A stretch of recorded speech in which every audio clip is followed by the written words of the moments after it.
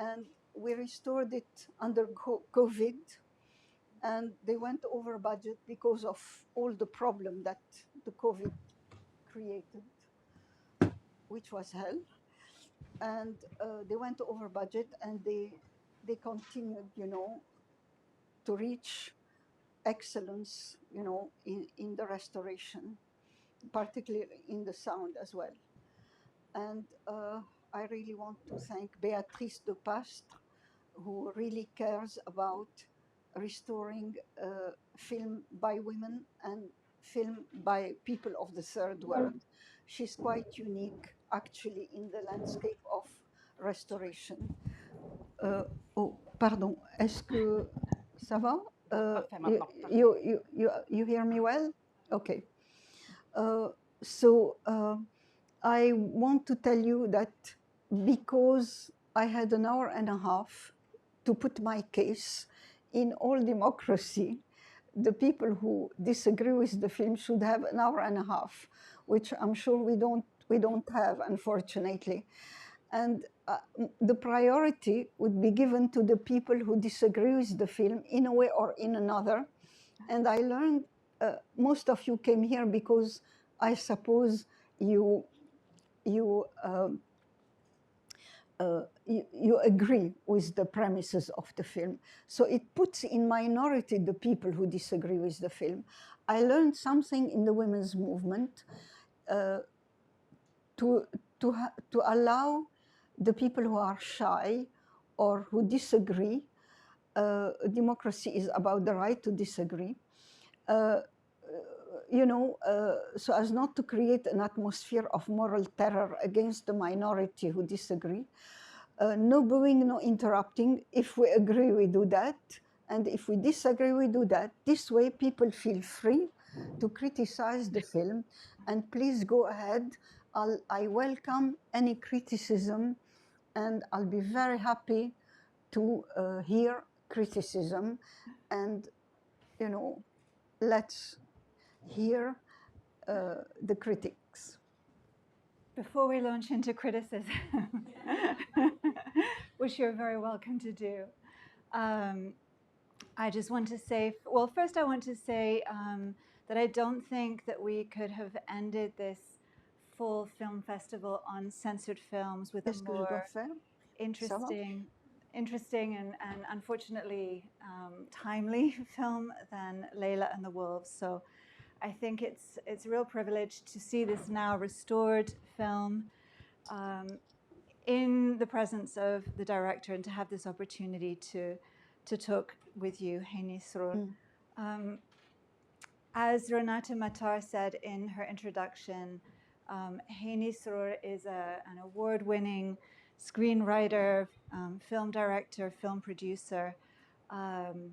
Renate mentioned her first film, which was made in 1974, that is also exceptional, and that is about a popular revolution against the absolute monarchy of Oman and Muscat, a subject that I believe interested you because of the socialist vision and the feminist vision of the People's Army, and that this is a subject that clearly returns in Leila and the Wolves, about your native Lebanon and Palestine.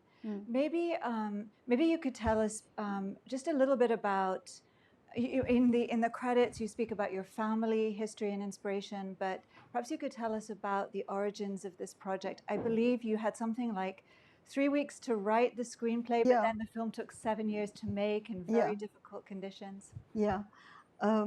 I would like to say in which situation I wrote the script. Usually you take 6 months to 2 years to write a script, and I wrote it in 3 weeks. And that's the reason why it is prophetic. And 40 years later, the film remained modern, because I wrote it, I slept and wrote, I slept and wrote, I slept and wrote. And the unconscious stand high and see far. And this, I would like to explain that to the future filmmakers. But the penalty is that the crew is very difficult because they can't, what they see goes against the historical truth. I mean, when I was shooting, Lebanon was the land of the bikini and the miniskirt, and people couldn't. Everybody kept telling me, why these veiled women on the beach? And I was predicting, without knowing, the Islamist wave, which is really now overwhelming many Arab and Middle Eastern countries, and the wave of fundamentalism. I mean, even in Israel, women covered their head because in the Jewish religion, you should cover your head. You shouldn't show your hair. And my grandmother, that I thank, the divine storyteller of the Arabian Night, used to. She had always, a headscarf, mandil, as they call it, as the Lebanese call it. Well, I mean, the reason why I wrote it in 3 weeks is that I was stuck in London. I came to London to pick up my luggage and go back to Lebanon, finish my PhD, get it typed, and pass it at the Sorbonne. But Beirut airport closed, and I was stuck in London having survival problems, and they don't allow you to do any work which compete with the British. So I had to invent all kind of things that, so I mean, I was stuck in London with survival problems, and I received a phone call from Tahar Sharia. I have to tell you who is Tahar Sharia. It's very important to me to tell you that, because you ought to understand what it cost this generation to make films and to have them shown. Tahar Sharia is the founder of Carthage Film Festival. And when he fought very hard for Tunisia to have its own labs. For most people, it's normal to have your labs, but in the Arab world, it can cost you dear to fight for such a thing. So already he was, not I mean, Bourguiba didn't like that. Bourguiba, the president, the hero of the independence, is bourgeois. At the end of the day, there are limits to his independence. And when Tahar Sharia was at the Ministry of Culture, he issued a law forcing the Tunisian cinema to show one short film every 3 months. So because of this one short film every 3 months, one short Tunisian film, I mean, if the Tunisian producer can't show their films and can't get money back, they're not going to be able to make another film. So so when he issued this law, all the monopolies went on strike. In France, Pathé refused to give films to Tunisian cinema. In Britain, Rank organization refused to give British films to Tunisians. And in America, the MPA, Motion Picture Export Association of America, refused to give American films. And they accused, they accused finally Tahar Sharia of a communist plot at the top of the state. All that for one pathetic short film every 3 months. So he was jailed 6 months, and finally had, after the jail, he had to leave Tunisia. but because he's such an encyclopedia in cinema. He knows so much, the African and the third world film and the Arab film. I mean, he's the best reference. He got a job in France at l'Agence de coopération culturelle et technique, which is called today OIF, International Organization of French-speaking Country. And he risked his job to give me a grant to finish The Hour of Liberation. And had it not been him, the film would have never gone to Cannes, and without going to Cannes, never opening theatrically and being, distributed worldwide. So I want you to understand what it cost this generation to make films, to get them sponsored, and to have them shown. It cost us dear. And Tahar paid a very, very heavy price. And I always speak with him, although it's not the main issue. But I want, so Tahar Sharia rang me in London, and he was rather humiliating. What is it? You are speaking, you are sleeping on your laurel. Soon it will be 10 years without making a film. What's that? Soon there is the closing, the deadline of sending the script for the competition of the 33 French-speaking countries, and I haven't received any scenario from you. He was hoping, of course, that I will do it for the next session. But I felt so bad. I admired this man so much that I wrote it, in haste. And I've never been to a film school, so I don't know how to write a script. And I rang Rida Al-Bahi, a Tunisian filmmaker who had won a couple of years ago the second prize in this competition. And he told me, don't worry, you just, you write like you write a story. But every time you change location, you put interior or exterior, night or day, so that the director of photography knows what light to bring. Well, I learned something, that, interior, exterior, the light vary, night and day also, So I wrote in haste, and when I sent the script, I corrected mechanically the spelling mistakes, gave it to typing, and posted it. And when I rested and when I slept, I woke up and read the script. I thought, I'm finished. That's the end of me, because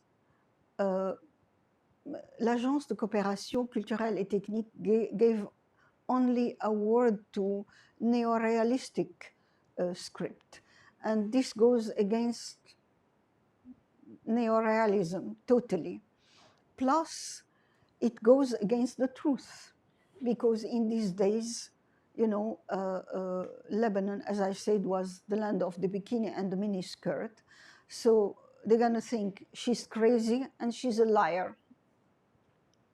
Next thing I hear is Catherine Riel from Radio France Internationale rings me from Paris, and she wants an interview. Why? You won the Grand Prix. Me? Are you sure? You're not joking? You're not? Yes, you won the Grand Prix. I want an interview. I can't believe it. And what happened in the meantime is that the Iranian women went in the street, went down the street demonstrating against Khomeini. They took a big part in overthrowing the Shah, okay? And Khomeini, after the 3 months of honeymoon, he started a crackdown on the left and on the women, and he wanted to impose the Sharia, which is something pretty vicious against women. So they went down the street and demonstrated and said, on the dawn of our freedom, we are deprived of freedom. And Simone de Beauvoir, Kate Millett, all the Western feminists rushed from France, America, everywhere to support their Iranian sister. And there was a polemic in the French press because Simone de Beauvoir covered, you know, the famous writer of The Second Sex, covered her head as a respect, you know, to not to offend the feeling of Khomeini. And, you know, she covered her head, and the French press say, oh, Simone de Beauvoir is taking up the veil, you know, what a contradiction with the second sex. And she answered, but when it rained in Paris, don't we put our headscarf? What's the problem? I mean, you know, if I put my headscarf to meet Khomeini, it's for a good cause. I'm not doing anything wrong, anything different from Paris, and you know, it's to not to offend his feeling and to get result. So while this this polemic was going on, the jury was reading the script. So they thought Heiny Srour is predicting history, and they gave me the Grand Prix. And thanks to this Grand Prix, I could raise money. I mean, I remember, you know, asking the Belgian to sponsor, and they say, why should we? I mean, at the Belgian Ministry of French Culture, they said, why should we? She never studied in Belgium. She never resided in Belgium. She never, you know, she had no connection with Belgium. Why should we give her a penny? But after the Grand Prix, 2 million Belgian French francs. So So, I mean, I'm telling you, you know, frankly, I don't believe in awards as such.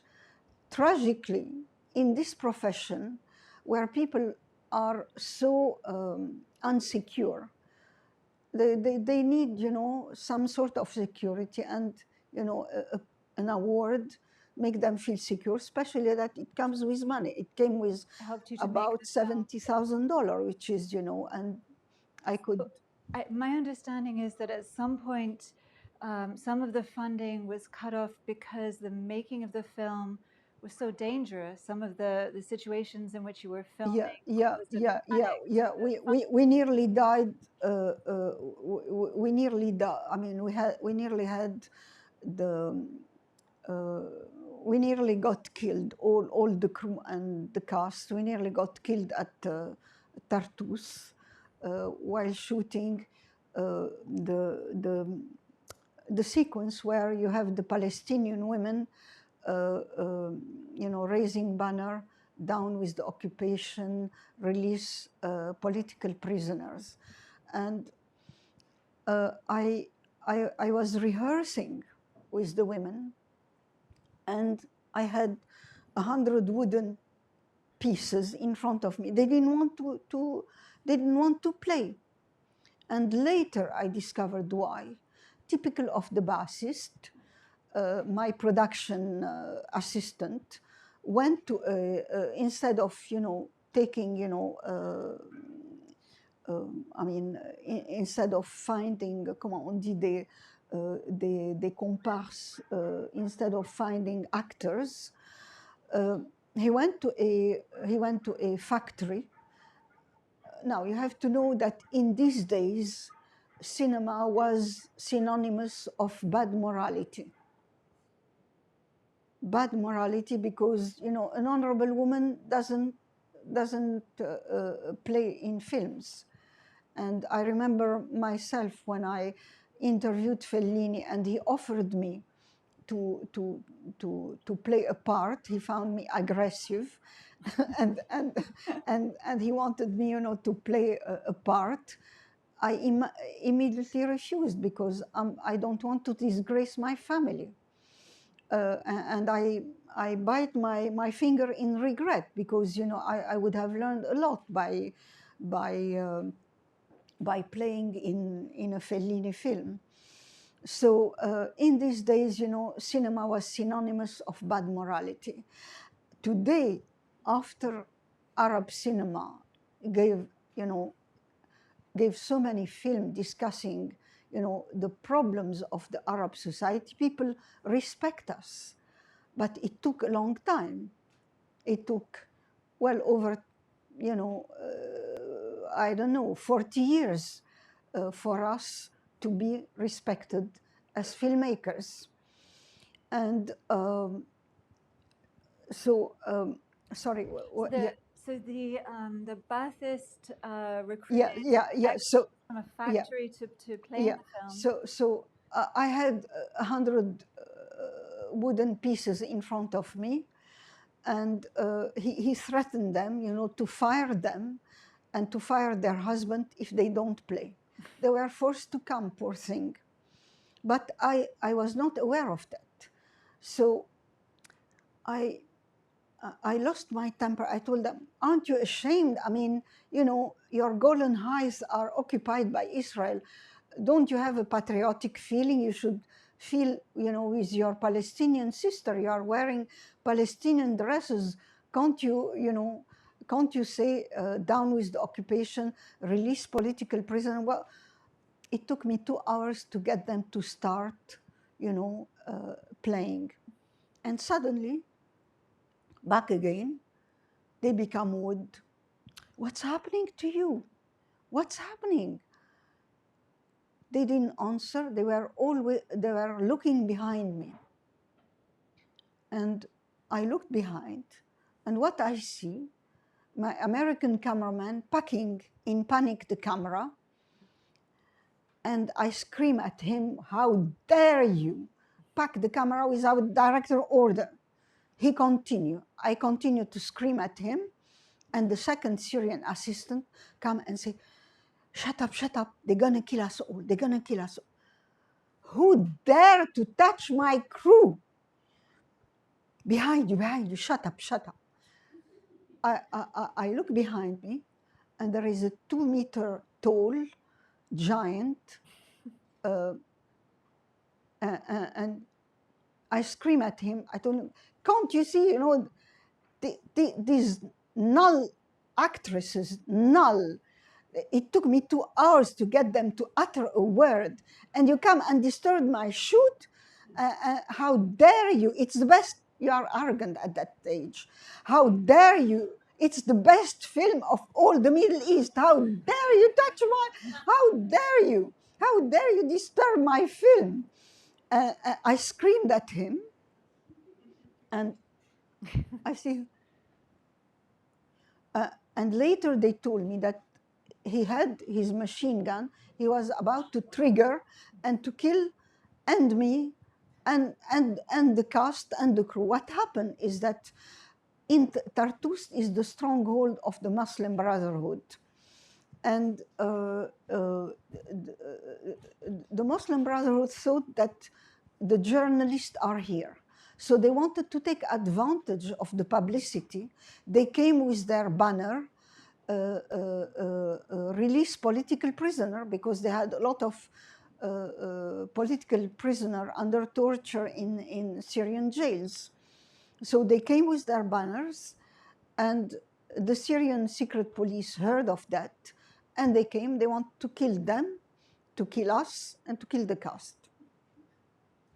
So, I mean, nobody dared to speak with the Syrian army or the Syrian secret police that way. Nobody dared to scream at them, and my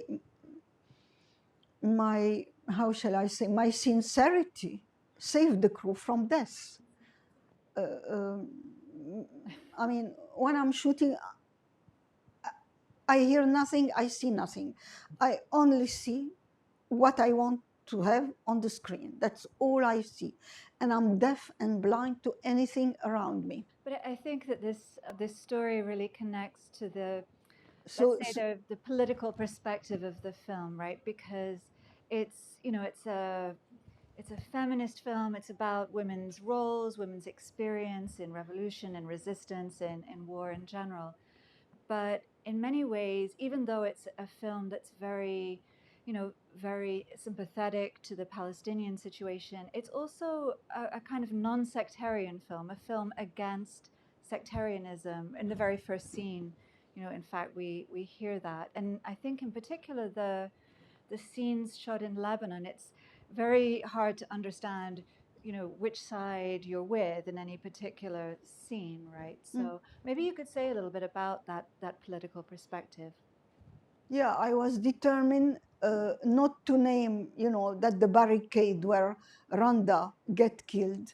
I was determined not to say if they are phalangists or if they are national movement supporting the Palestinian, because it is as bad. And in the kitchen, you know, also, I didn't want to say well, it's a kitchen. Who I mean, the lady, do they support the phalangist or the other, because it's as bad on the two sides. But I mean, the left have less excuses than the phalangists because they want freedom, equality, social justice. So I'm sorry, if you want freedom, equality, social justice, women should be high on your women equality should be high on your agenda. So I was quite, you know, critical of them. At the very beginning of the film, there's the proverb, you know, don't blame the wolves, blame the shepherd who abandons the flock. And the title too, I think it, you know, it's an allusion to the Arabic version of Little Red Riding Hood, Leila Waldib, Yeah, right? yeah, you know very well the Arab culture then. A bit. So can you talk about that proverb and It's not a proverb, it's the song of Zaki Nassif, who composed the song of the film. And I think Zaki Nassif proved to be visionary because Zaki Nassif, you know, he really predicted history, because since 40 years we have the same problem. We are blaming, you know, Israel, Saudi Arabia, Qatar, what have you, and we are not looking at ourselves. And it's only when we look at ourselves, when we find the moral courage to look at ourselves, then we can hope to have progress. In sharp contrast, let me tell you what's happening on the winning side in Israel. Uh, the, Recently, I mean, not so recently, but about a year ago, the Zionist channel that I receive only in French, I24 News, made a documentary about Benny Gantz, who was competing with Netanyahu.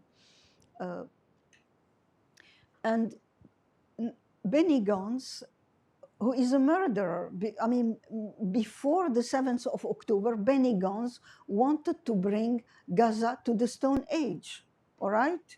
So he's no friend of mine. Benny Gantz, when they made the documentary about him,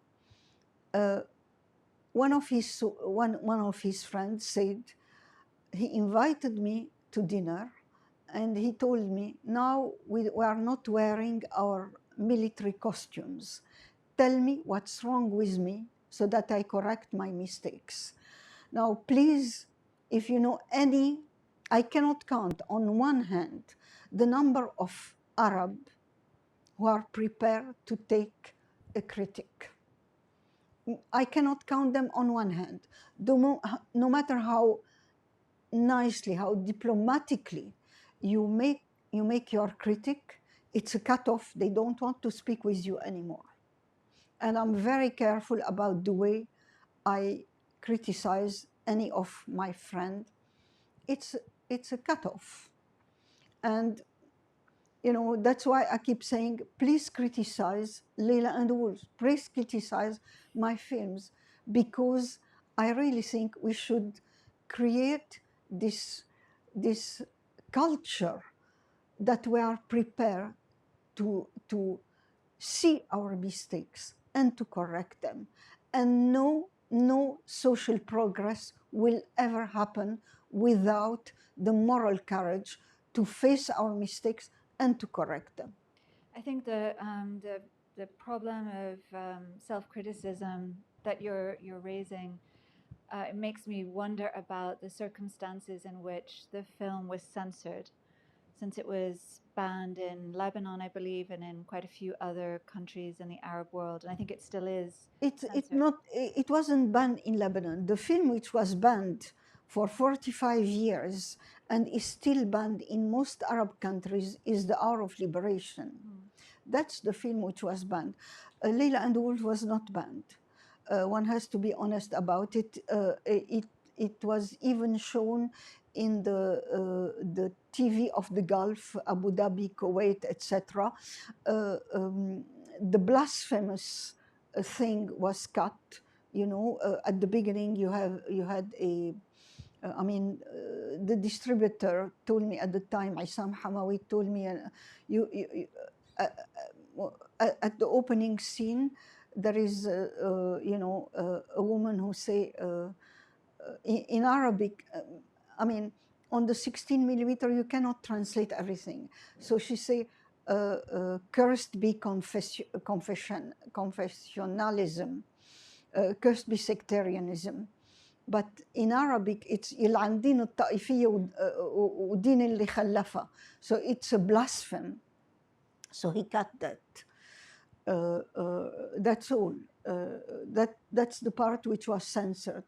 But other than that, the film was shown, but I was so,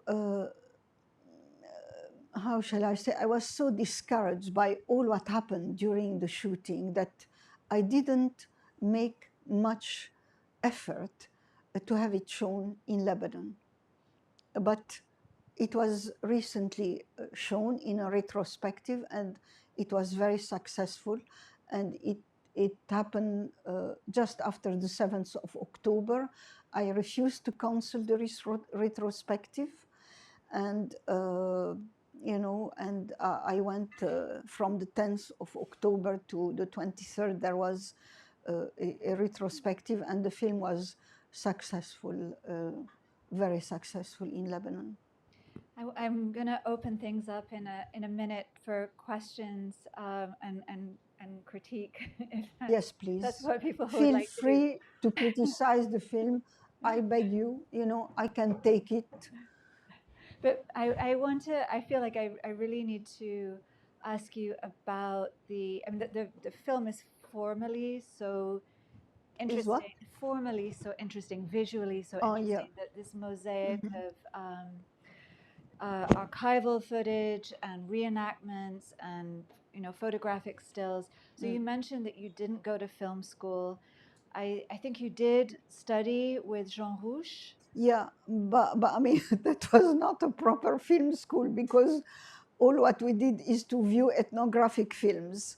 But the cameraman, the one who was supposed to teach, the school was very poor. But the illusion to have been to a film school was important, but it was not a film school. We spend our time viewing films, ethnographic films, and I learned a lesson from the guy who was supposed to teach us camera.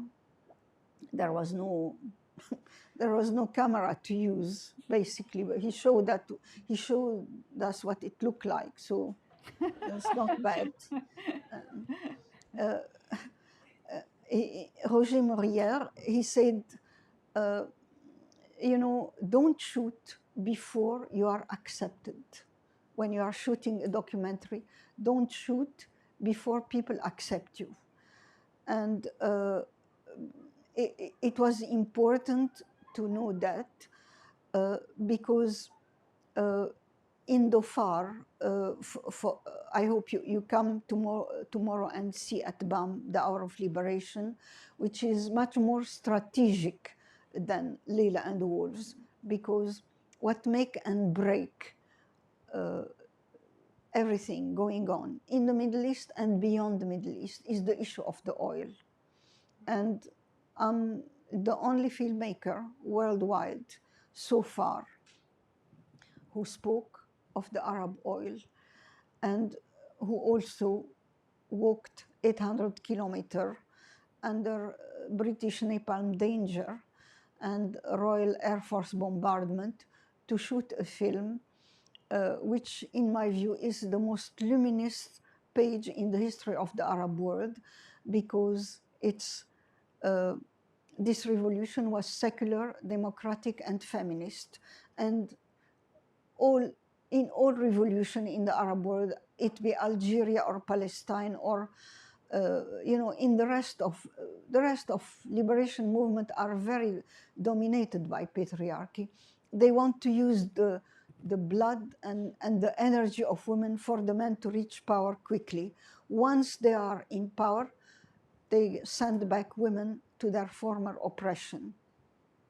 So that's the only time where the Liberation Front said, here and now we liberate women. Here and now we ban polygamy. Here and now we ban the mahar, which is the dowry. Here and now we practice positive discrimination in favor of women. I mean, it's the only time, I'm very fond of history and very fond of following, the liberation movement. I found them much more radical than the Vietnamese, and that was very surprising because the Vietnamese women played a major role militarily. The first province liberated by the Viet Cong was liberated by a woman who became later General Dinh. And to me, she's a genius, because she started with 7 old rusted guns, and she liberated, she defeated,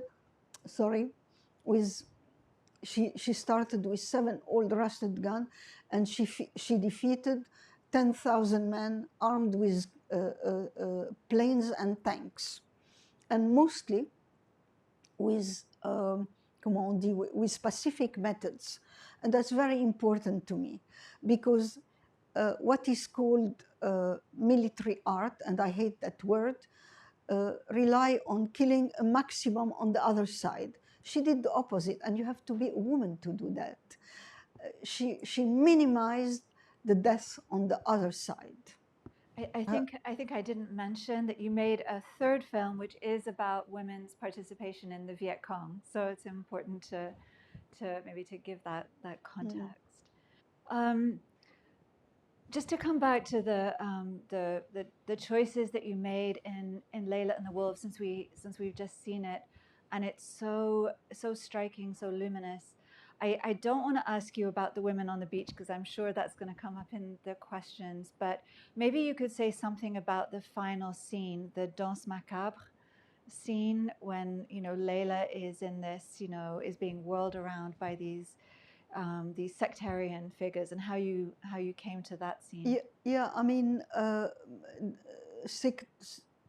use of religions to political end is poisoning all the Middle East, in Israel, in Lebanon, in Turkey, in Iran, in Syria, in Iraq, you name it, and beyond, and beyond. I mean, today the rise of the extreme right is also, and they want to ban the right of women to abortion and etc.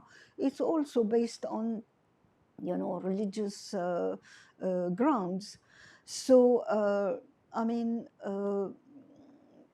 to me, it's very important that religion should be a private thing, and shouldn't,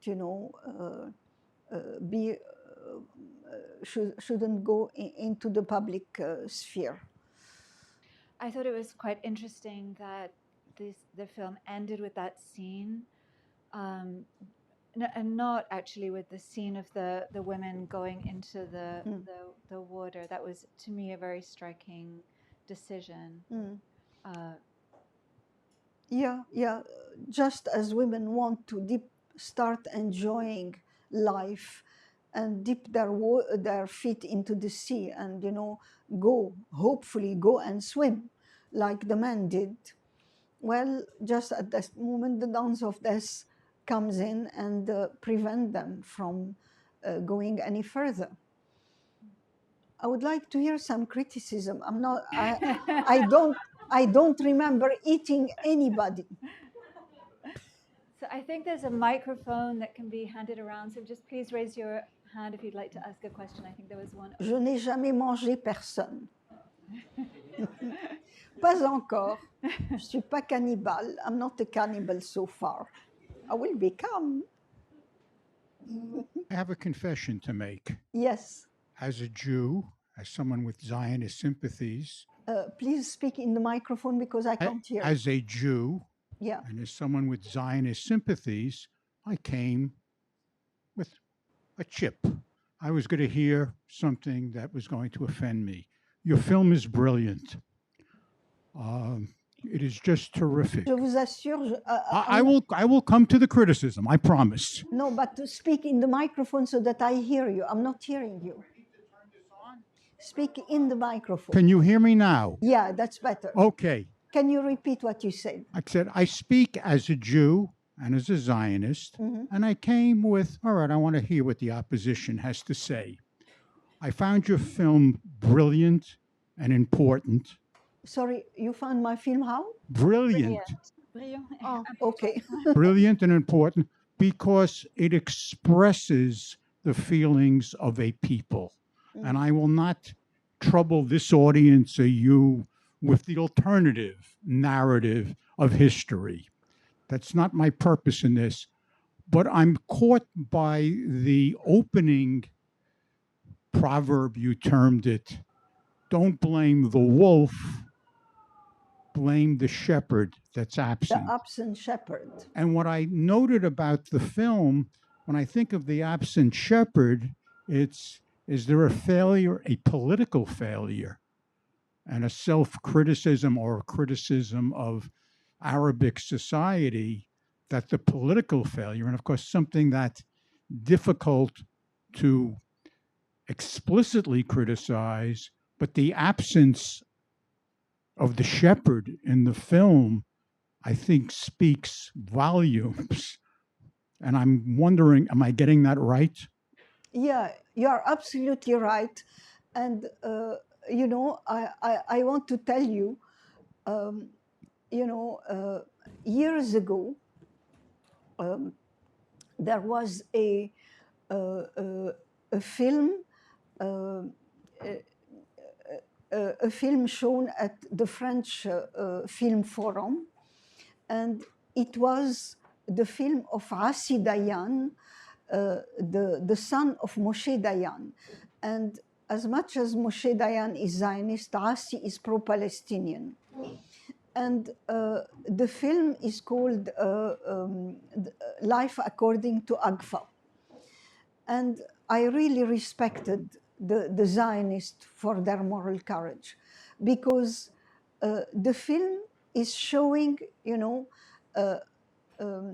that the Israel is presenting a very black side of the Israeli society, and is predicting that the Israeli society is going to collapse, not because of the Arab surrounding it, but because of its internal contradiction. And the French Zionists went mad, and they told, the film was very successful in France, and the French Zionists went mad, and they told the crew, go back to Israel and wash your dirty linen in Israel.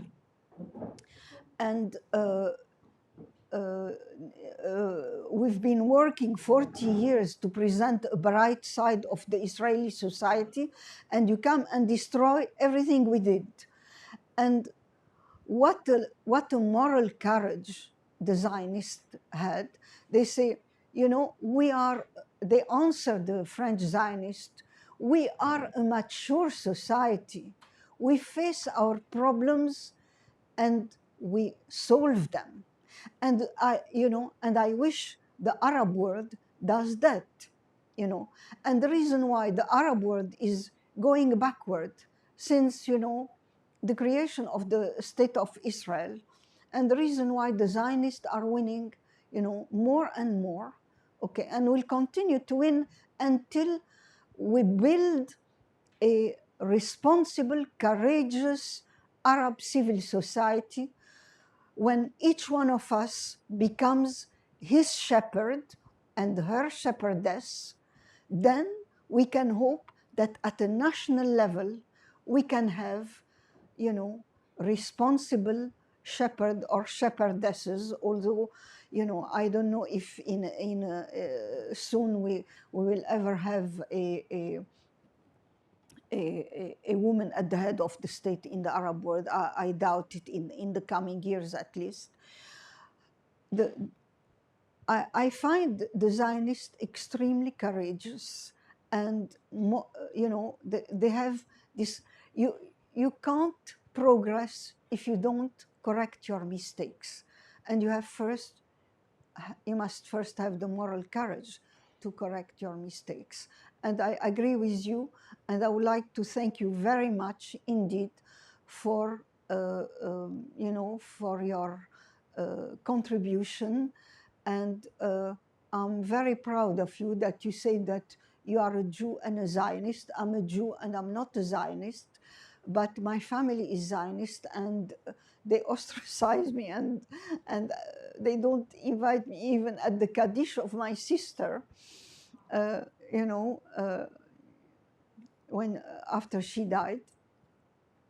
So, I mean, thank you very much for your moral courage, and please have more criticism, and I welcome you, and I thank you very much. Hard to follow that, but are there other questions or comments? Okay, yeah. I'm close enough, but maybe this is better. I wanted to ask you about Wa'd al-Banat, the burial. About what? Wa'd al-Banat, the burial Please of speak in the Okay, do you microphone. hear me? Yeah. The burial of girls, the tradition of Wa'd al-Banat in Arabic. And I wanted to ask about it because it was very interesting. No, speak in the microphone. Do you hear me right now? Yeah. Yeah, so I wanted to ask about the tradition of burial of girls burial of girls. The girls who are buried alive, that it's referenced. Oh, yeah. Yes. The pre-Islamic, tradition of burying Yes. the girls alive. Yes, I wanted to ask why you had it in there within that time frame, because you're projecting historical flow from the 20th century, and that stood out to me as a stark contrast. So why did you have it in there in that certain moment? Yeah.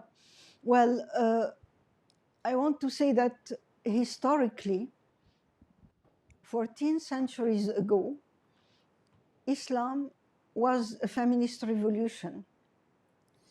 But that was 14 centuries ago, because they used to bury the girls alive, and women had no right to inheritance. So Islam came and gave them half of the heritage, which is better than nothing. Okay. And the Prophet Muhammad banned the tradition of burying the girls alive. But that was also because for economic reason, Islam came with more economic prosperity. So the tribes were less poor, and they could afford to feed the girls. And I mean, but still he had the courage to ban this barbarian tradition. But today, women, 14th century later, women are buried alive in a different way. And they are still buried alive in many ways. I mean, in Lebanon, we had Hezbollah, and I have the greatest respect for all the work they did to keep the south of Lebanon that Israel wanted to annex, to conquer. They need our water. They need the water of the Litani River, and they armed the Christian militia, and finally, Hezbollah played a very important role together with Arab other section, the communists, the Arab nationalists, the Ba'athists, but they were the most armed, and they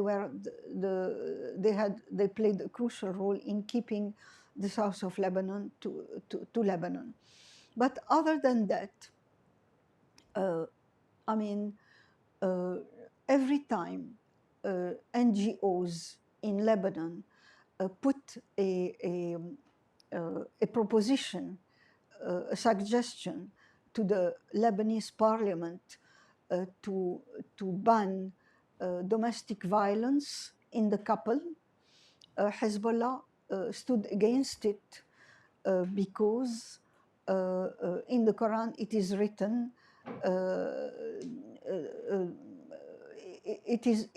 the Quran says, وَالنِّسَاء الَّتِي women whose rebellion you fear, beat them. So domestic violence is a preventive measure to prevent women raising their head too much. So Hezbollah stood against it. And when the Lebanese NGO put a motion to prevent rape inside marriage, again, Hezbollah stood against. So, I mean,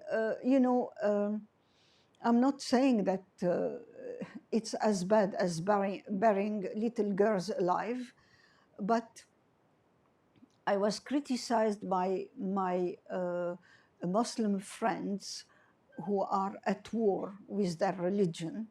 And they told me, you are beautifying Islam by putting this proverb. And I say, I'm sorry, I find it very beautiful. And how do you say in English, je ne suis pas sectaire. I'm not dogmatic. I take beauty whether beauty comes from the Buddhist or the Brahmanist or the Muslim or anything. I find this thing very beautiful because it's untranslatable. Because I think the Prophet was right to say that the Quran should not be translated because it's untranslatable. In Arabic, وَإِذَا الْمَوْءُودَةُ سُئِلَتْ بِأَيِّ ذَنْبٍ قُتِلَتْ, the answer is contained in the, he plays on words. This is why the Quran can't be translated. He plays on words, and it is so compact. It is so compact. The answer is contained in the question, and it's very compact in terms of literature. It's very beautiful. So I don't care. I mean, whatever I'm going to be accused. I've been accused of being a Zionist, and I've been accused of supporting Hamas. I mean, I've been accused all kind of things, I don't mind. I listen to everybody. Welcome to all criticism. I don't mind. As long as there is a civilized dialogue, everybody is welcome. Yes.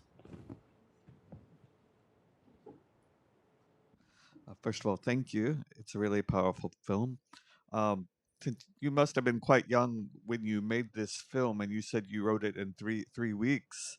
So I'm wondering how much of your feminist and philosophical vision that you have now was already, developed in your mind at the time, or did it all come out intuitively?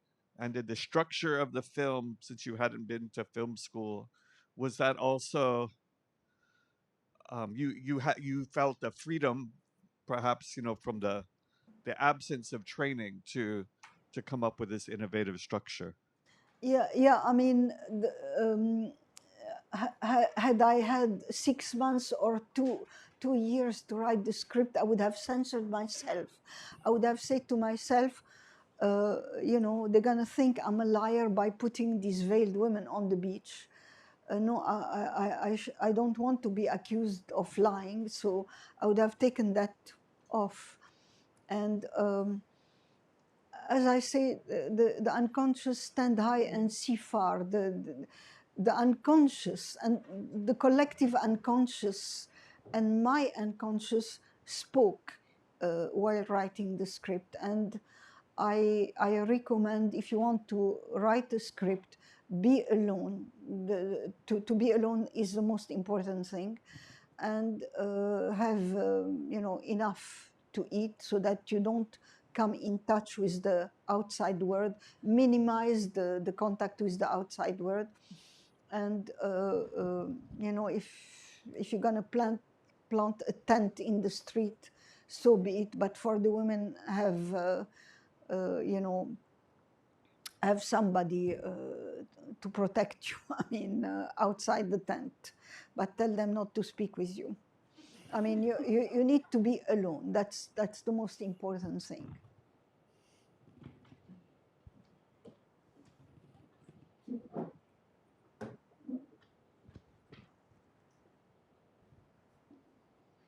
Any other questions?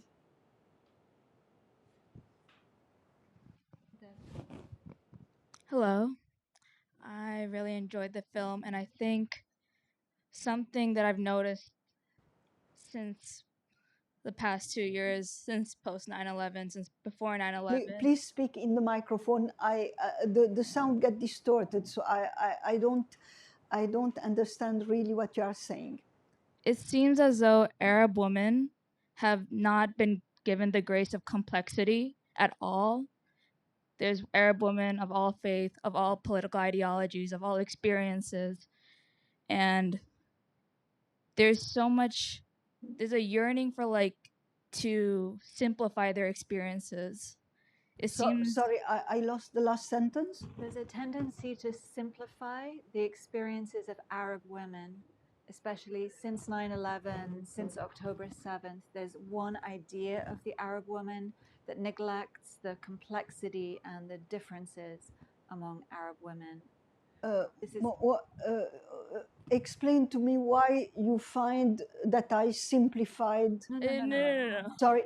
Not in your work, in general. In general. Okay. Because in this film, I tried not to simplify. Yes, that's what I'm commending about this film. I think it's one of very few films that shows an experience of Arab women that isn't brought to light. My question is, how do you keep your intention of these genuine representation of Arab women from being? Sorry, what? How do I keep what? Maybe we should hear the end of the question. Yeah. And I'll. What's the end of the question? How do you keep? The end of the question is, how do you keep your genuine representation of Arab women from being distorted by other audiences? So your representation of Arab women in the film is very complex. How do you prevent that representation from being distorted, simplified when people view the film, talk about the film? Listen, in the present political context, the most difficult thing since the 7th of October is the fact that there is no civilized dialogue. And this is why you get accused of all kind of things. Everybody wants to see a part of the film. And I mean, a Palestinian, even before the 7th of October, when the film opened in Britain 40 years ago, there was in the front page of Al-Sharq al-Awsat, which is the most important and the most serious Arab newspaper, Saudi funded, but it's serious and an important newspaper. The spokesman of the Palestinian community made a big editorial about me, and it's called Al-Mustarjilat Al-Arabiyat. He accused me of being some sort of masculine lesbian. I never had any experience. And you know, and he accused me of being a crypto-Zionist. Because, I mean, in Ramallah, men walked out from the screening in Palestine, in Ramallah, because they were furious about me showing the domestic violence against women. And on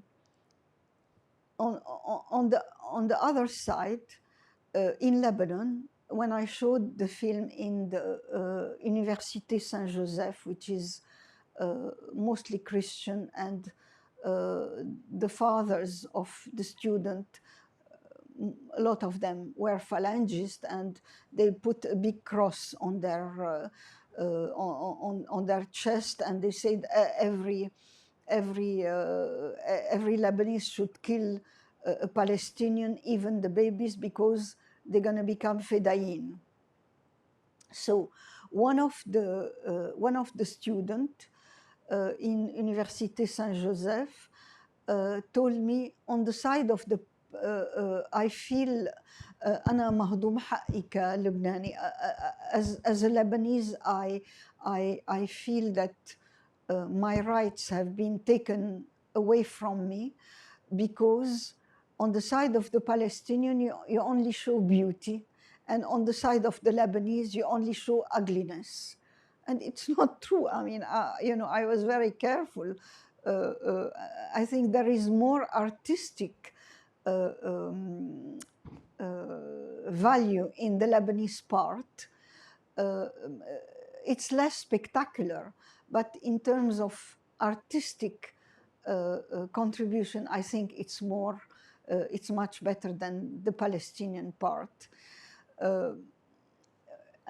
And I mean, I was very careful to show beautiful houses, beautiful internal, you know, very, very careful to show the beauty of the old Lebanese houses, and the exterior and interior. And I mean, I think he's wrong, but he perceived it that way because he was fed with the Palestinian propaganda that, excuse me, he was fed with the phalangist propaganda, excuse me, and the phalangist propaganda was the Palestinian are coward, they ran away, and they came in Lebanon to find comment on dit, une patrie de rechange, another homeland, you know, and to create trouble and to destroy Lebanon and make it their own homeland, and they are cowards. And they discovered that, you know, the Palestinian,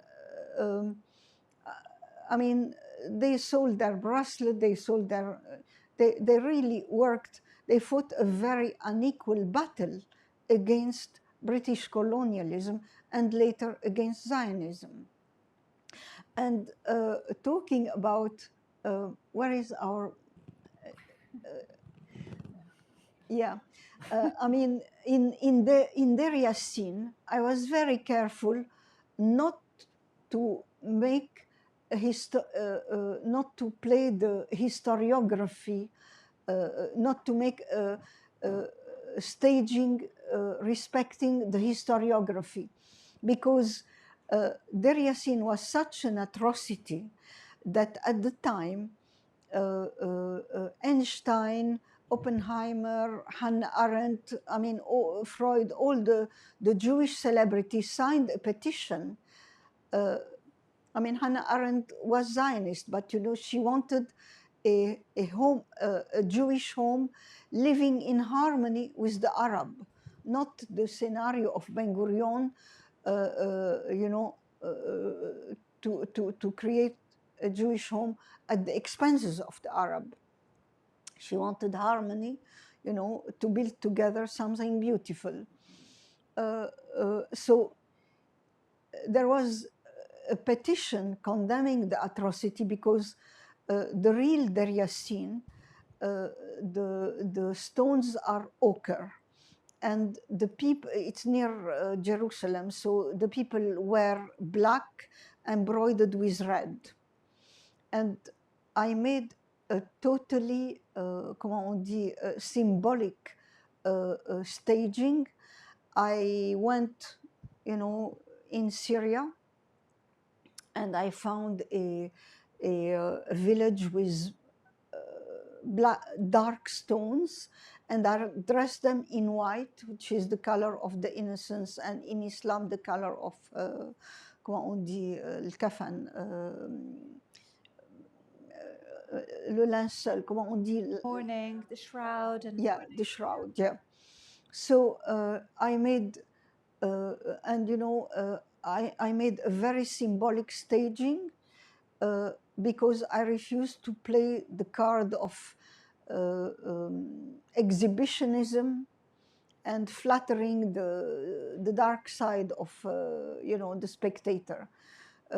People usually, I mean, I'm against showing sex and violence on the screen. I try to be distant and to get people to use their brain and not to delve into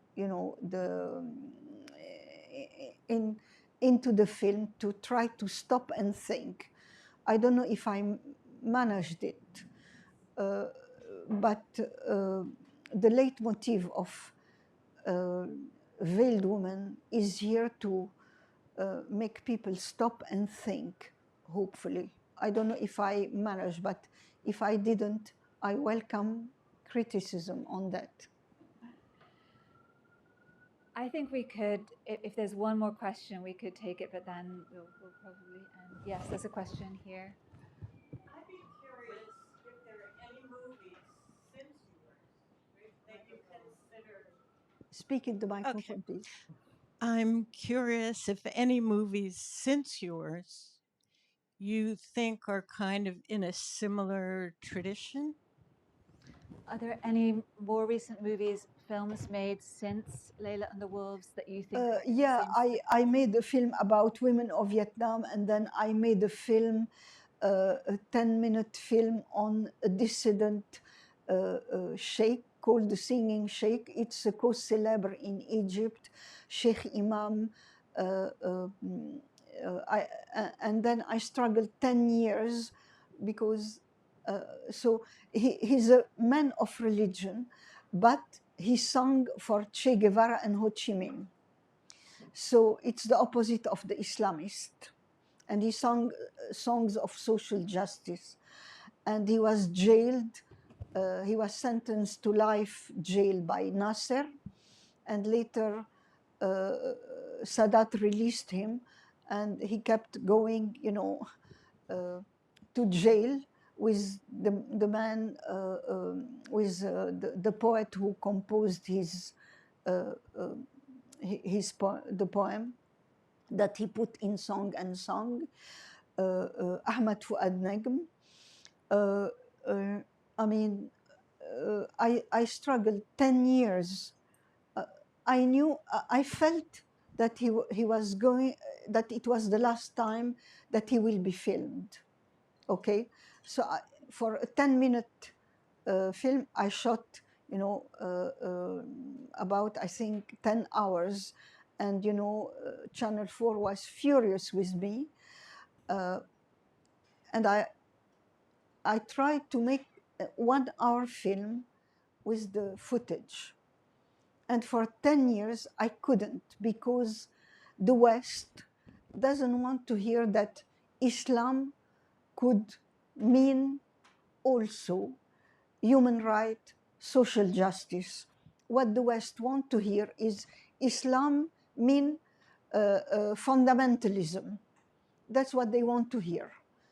And another reason why the film couldn't be completed is that in the 10 minutes that I made, he insult the Sheikh of the Gulf, and he said they are bastard, they are dogs, you know, and that's another reason why, you know, the film couldn't be completed. I think maybe the question. I couldn't approach nor Arab sources of finance, and nor Western sources of finance. I think the question is also about, if I'm not mistaken, is also about other films by other filmmakers about maybe women in the Arab world that you find interesting and complex that have been made since Leila and the Wolves. If there are. Yeah, I mean, I'm very, very happy that an increasing number of men filmmakers are making films about the oppression of women, and I really greet the marvelous film of Michel Khleifi, Fertile Memory. I've never seen, if you ever get depressed and lose hope in Arab men, buy the film of Michel Khleifi, Fertile Memory. Honestly, it's uplifting, and I've never seen a man so sensitive about the oppression of Arab women. And when I was a couple of years ago in Saleh Film Festival, I'm not remembering, because I'm very tired to be honest, I'm not remembering the name of the Moroccan filmmaker who made a film which shows really that Arab men are unable to progress, and that it's women who are the factor of progress in the Arab world.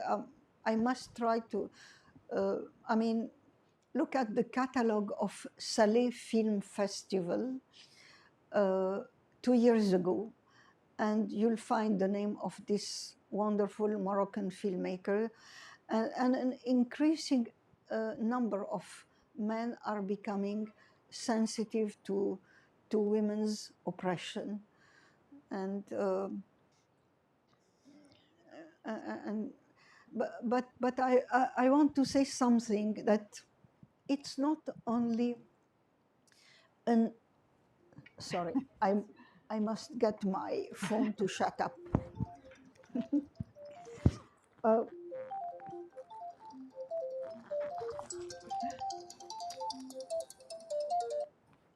I'm going to get it to shut up completely. I want to tell you that it's not just an Arab thing that women give their life, their energy to revolution and get very little or nothing out of it.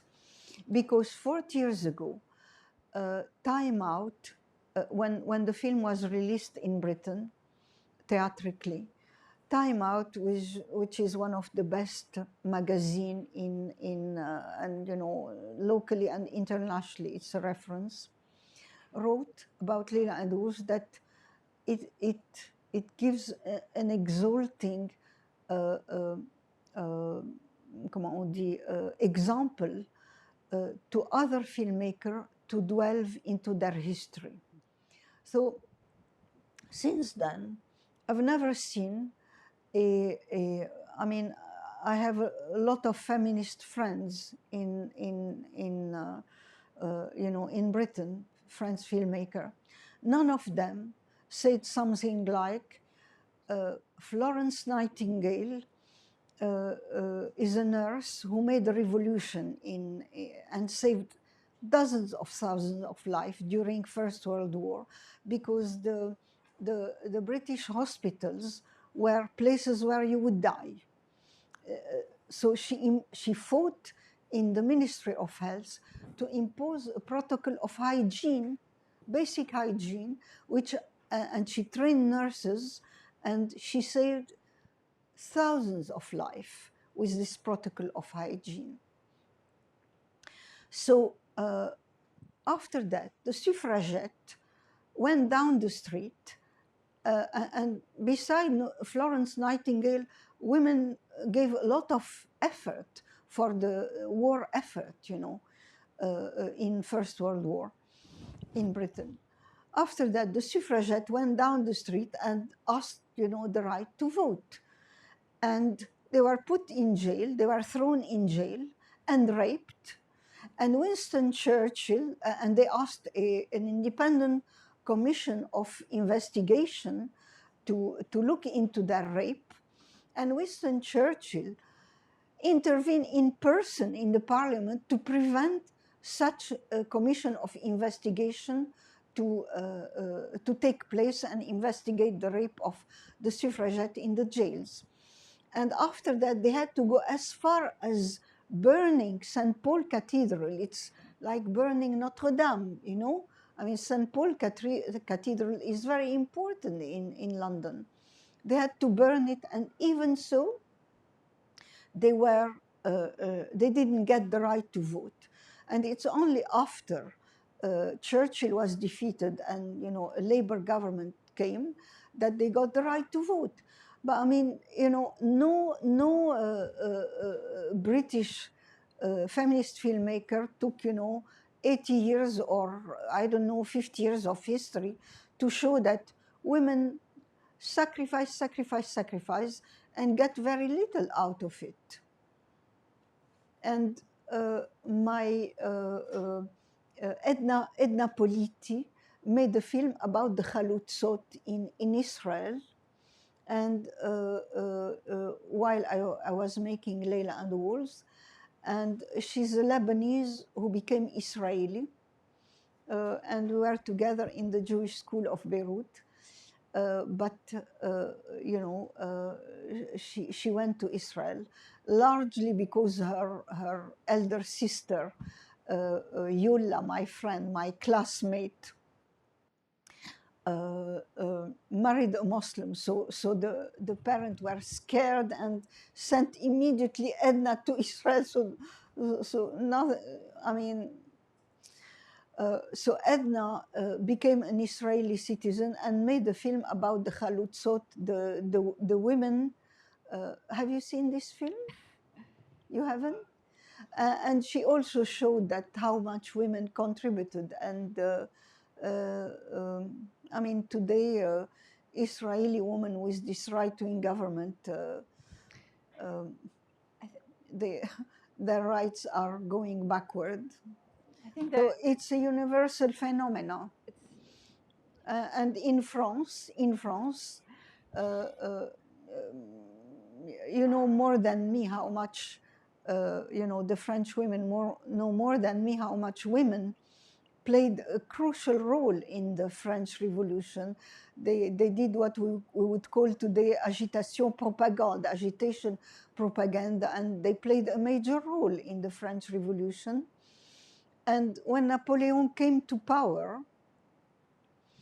although he adored his mother and his sister Pauline, and he adored Joséphine de Beauharnais, the Code Napoleon, which is secular, gave less right to women than under the royalty, than under the Ancien Régime, than under the royalty. So it's unbelievable. I mean, if you read the love letter of Napoleon while he was conquering Europe, his subservience to Joséphine de Beauharnais, I mean, to me, it's a mystery. How can he adore his mother? How can he be so subservient in his love letter to Joséphine de Beauharnais, and at the same time made a code, secular, which gives to women less right than under, you know, under royalty. I mean, I don't mean I can't. I don't know. I want somebody to explain to me how we can put it together in his brain. I don't understand. I think you're pointing to some really universal questions that are happening in a lot of different contexts. Your question has taken us on a little bit of a detour, but not necessarily an unproductive one, because it is always important to think about political situations, social situations as happening in many places in different ways, but still happening in many places, and not simply in the Muslim world and the Arab world. So thank you for taking us on that detour. And thank you, Heiny Srour, for being here for this conversation. Thank you. I think I spoke too much and didn't allow enough It was fascinating. enough Thank you. question. Thank you. Apologies for that.